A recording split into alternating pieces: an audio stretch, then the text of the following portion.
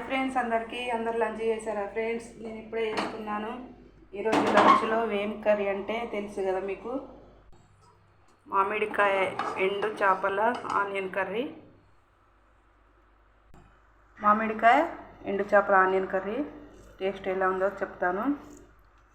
నాకైతే నోట్లో నీళ్ళు వస్తున్నాయి. సూపర్ టేస్ట్, స్మెల్ అయితే సూపర్ ఉన్నది.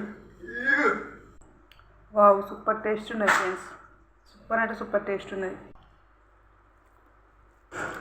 కొంచెం కూరతో ఎక్కువ అన్నం కలుపుకోవచ్చు, అంత టేస్ట్ ఉన్నది.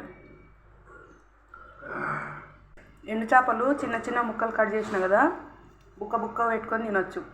ఈ కర్రీ ఫుల్ వీడియో కావాలంటే కింద లింక్ ఇస్తున్నాను, చూడండి ఫ్రెండ్స్. చిన్న కట్ చేసిన ఇలా బుక్క పెట్టుకొని తినొచ్చు.